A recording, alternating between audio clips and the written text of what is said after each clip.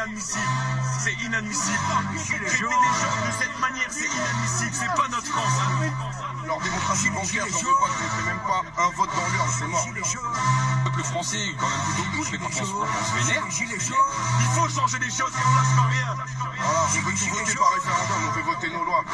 Gilets jaunes, gilets jaunes, gilets jaunes. Mais ça, on baissera les bras. On est des Gaulois, je peux changer. La violence, c'est nous qui la subissons tous les jours. C'est ça la violence, c'est demander aux Français de se serrer la ceinture tous les jours. Pendant qu'ils détournent des 100 milliards en short chaque année, elle est là, la violence. C'est pas de l'aide, ça monte. C'est des petites ratates, ça monte. Un tsunami de travailleurs vénères déferle sur la France qui bosse à la semaine et qui proteste le week-end. Des prolos patriotes, très fâchés, pas fachos pour un sou, exaspérés de galérer pour joindre les deux bouts. Qui voient une élite décadente totalement déconnectée, une classe dirigeante arrogante coupée de leur réalité. Des petits barons méprisants qui se comportent comme des parasites. Des mecs payés 10 000 par mois pour t'expliquer qu'il n'y a plus de fric. Des manifestations incessantes à propos de tout de rien. Les Français révoltés ont mis leur plus beau gilet jaune et bloquent le pays entier pour préserver la vie des mômes. On sait que Macron n'est qu'un pion sur l'échiquier de la finance, ce n'est qu'en virant les Rothschild que l'on pourra sauver la France. Faudra virer Attali et BHL aussi, mais l'urgence des urgences, c'est abroger la loi bancaire et imposer le référendum d'initiative populaire. J'en commence à piger comment l'oligarchie lénique, on ne se laisse plus abuser par la poudre aux yeux politiques. Voter pour désigner nos maîtres ne changera jamais rien. C'est en votant nous-mêmes nos lois qu'on devient vraiment citoyen. Gilets jaunes, gilets jaunes. Mais ça, on baissera les bras. Gilets jaunes, gilets jaunes. Il faut changer les choses. Gilets jaunes, gilets jaunes. Et les médias ont pu tester leur code de popularité.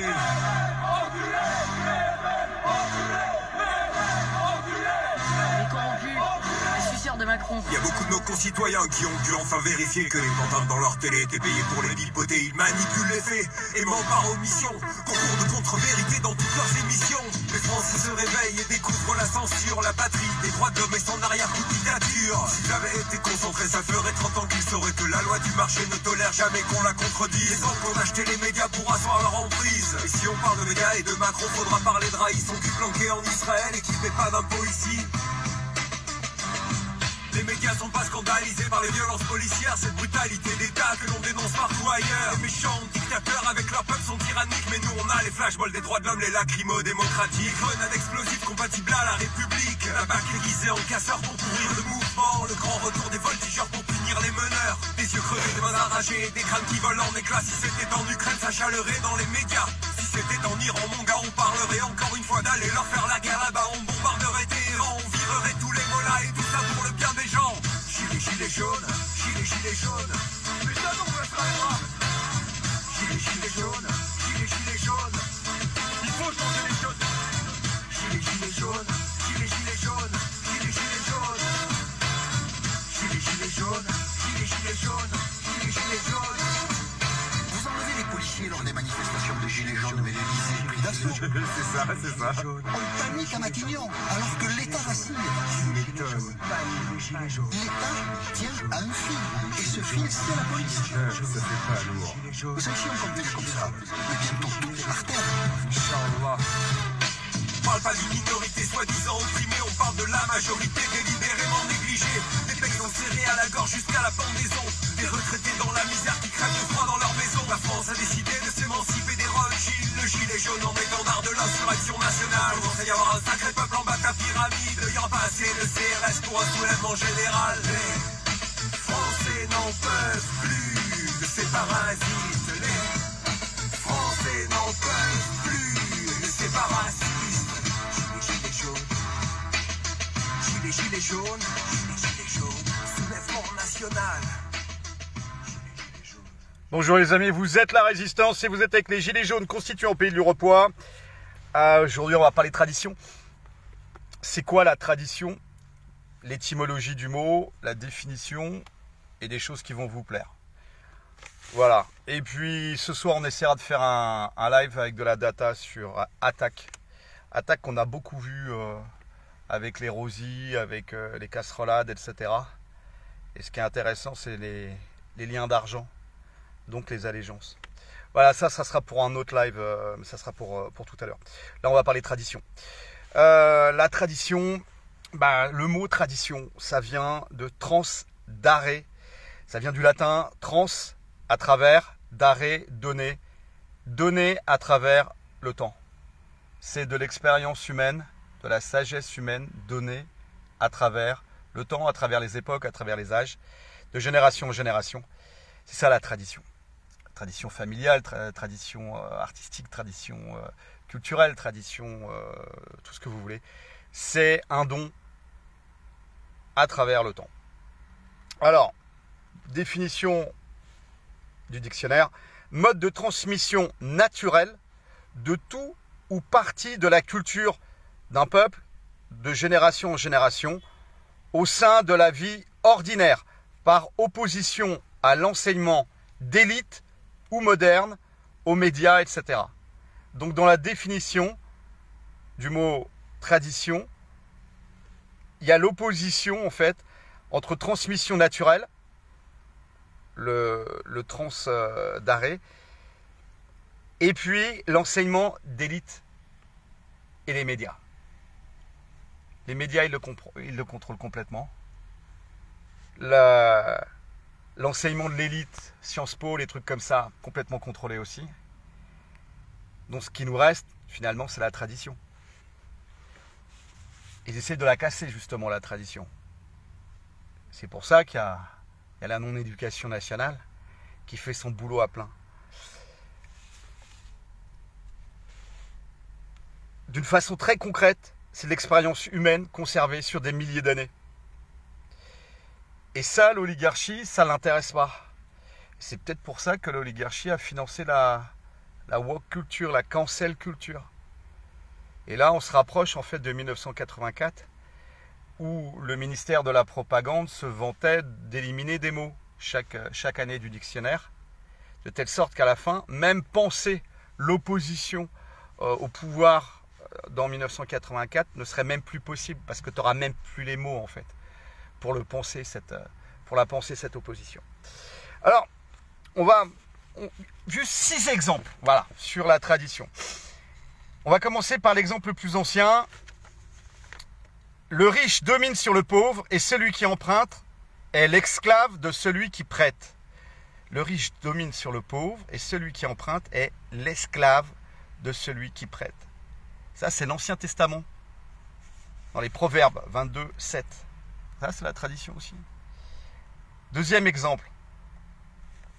Alors là, c'est d'Aristote, de son ouvrage Politique. 1, 10, 12, 58. On a toute raison de haïr l'usure. Ce qu'on en tire procède en effet de la monnaie elle-même, et ce n'est pas à cette fin que celle-ci a été inventée. La monnaie, en effet, a pour fonction de permettre l'échange. L'intérêt, en revanche, fait croître la monnaie. C'est de cela même qu'il tire son nom. Comme la progéniture ressemble au géniteur, l'intérêt est de la monnaie engendrée par la monnaie. De tous les moyens d'enrichissement, l'usure est le plus contraire à la nature. Aristote. Tout est dit là, les amis. Tout est dit. Loi naturelle, loi de l'homme. Qu'est-ce que la monnaie? Comment on doit la considérer? Est-ce qu'il y a des marchands de monnaie qui nous amènent à la situation actuelle? Inflation, spéculation, dette, tout ce que vous voulez. Ou est-ce qu'on considère la monnaie d'une autre façon? Et c'est à vous de le pousser en préalable à toute négociation, à toute AG, etc. Soyez radicaux dans la pensée aussi. On va continuer avec la monnaie, avec un autre exemple de tradition. Vous ne pouvez pas servir à la fois Dieu et l'argent. Ça, c'est pour les bourgeois qui votent Macron. Les bourgeois catholiques français qui votent Macron. Voilà, ils sont bien plus bourgeois que chrétiens en fait. Vous ne pouvez pas servir à la fois Dieu et l'argent. Ça, c'est l'évangile de Jésus-Christ selon saint Luc. 16, 1, 13. Peut-être que le Vatican, puisque maintenant ils sont sur une position... le profit de Big Pharma est amour. Donc peut-être qu'ils vont être woke aussi, ils vont peut-être faire de la cancel culture, peut-être qu'ils vont enlever l'évangile de saint Luc. Peut-être. L'exemple 4. Par l'édit du 3 juillet 1315, le roi de France, Louis le Hutin, affirme que selon le droit de nature, chacun doit naître franc, et que par tout notre royaume, les serviteurs seront amenés à la franchise. D'où la maxime « Nul n'est esclave en France » et l'énonciation « Le sol de la France affranchit l'esclave qui le touche ». Cet édit abolit ainsi le servage du latin « servus » esclave dans le domaine royal. Ça, c'est l'édit royal du 3 juillet 1315, le roi de France, Louis X le Hutin, le bagarreur. Ce qui est intéressant, là, c'est l'esclavage. Nul n'est esclave. L'esclavage par la dette. Ça date depuis Babylone. À période cyclite, ils brûlaient la dette, en fait. C'est aussi la tradition dans d'autres pays. Ils ont eu des moyens beaucoup plus expéditifs avec ceux qui tenaient la dette du pays. Ruffin avait fait un bouquin avant que ses couilles disparaissent, en fait, quand il est monté à l'Assemblée nationale. Mais il avait fait un bouquin chez Fakir sur l'histoire de la dette en France et combien de fois elle avait été complètement rayée, en fait.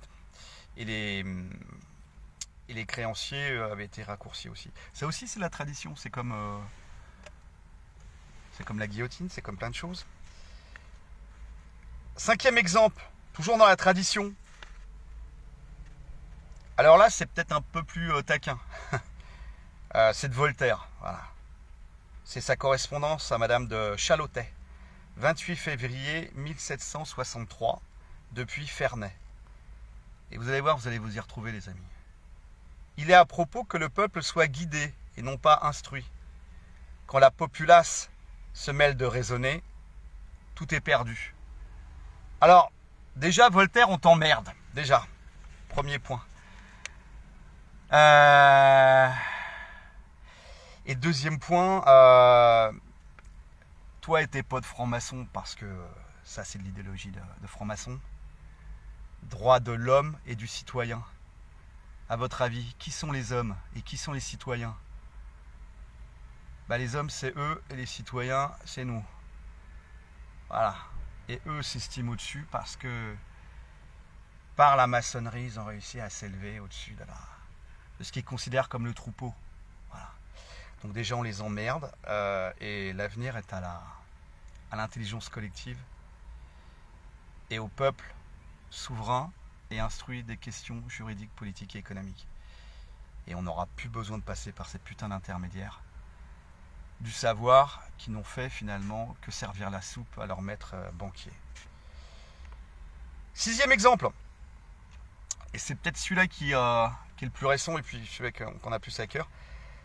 Ça vient de Louise Michel, quand elle revient de déportation de la Nouvelle-Calédonie, après le massacre de la commune de Paris. Les journalistes lui posent la question sur la commune de Paris et elle dit « Je n'ai qu'un seul regret, ne pas avoir planté le pieu dans le cœur du vampire, la finance. » Voilà, pour toutes les eaux tièdes, les bandes mous, les avortons de la pensée qui n'arrivent pas à aller jusqu'au bout, bah, tout simplement par compromission et puis pour garder leur petit confort bourgeois. Voilà. Tournez-vous vers la tradition. Il y a des gens qui ont fait des choses dans le passé, puis ils nous le donnent. Voilà, ils nous le donnent. Trans d'arrêt. À travers le temps, ils nous le donnent. Voilà, leur expérience. Donc déjà, on les remercie.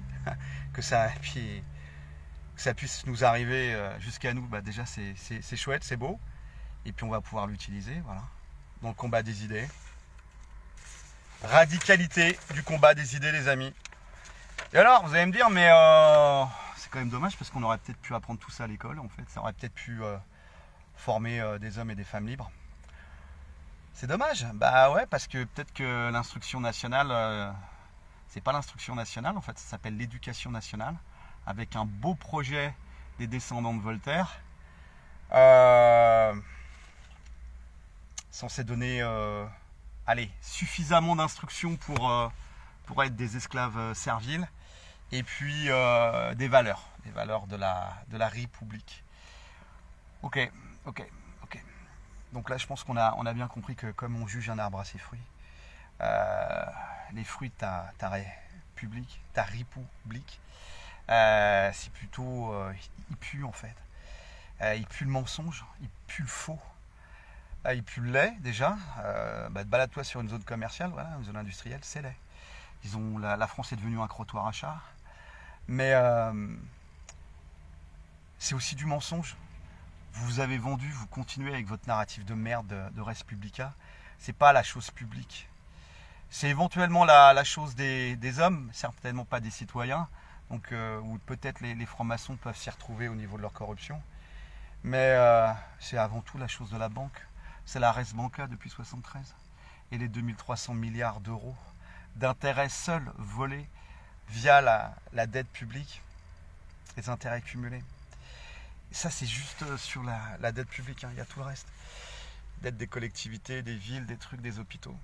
Donc ouais, vous êtes en Res Banca, Res Rothschilda, je ne sais pas trop quoi. Il n'y a plus que des putains de simplets pour défendre votre système et des belles salopes de corrompus. Alors, on va se finir par une... voilà, faut rester dans le positif quand même. Avec beaucoup d'amour, Oponopono. Mais la tradition a du bon. Vous voyez comment les anciens de nos anciens réglaient les problèmes et géraient avec les cons. Bon, sur notre rond-point, comme on est des connards de rond-point nous-mêmes, on discute pas trop avec les cons. On leur dit, bah écoute, t'es une brouette, on va juste te pousser sur le côté. Mais pour rebondir et finir là-dessus sur la tradition, c'est pas 498 le baptême de Clovis. Hein. Ça commence pas là, la tradition. Ça commence avant.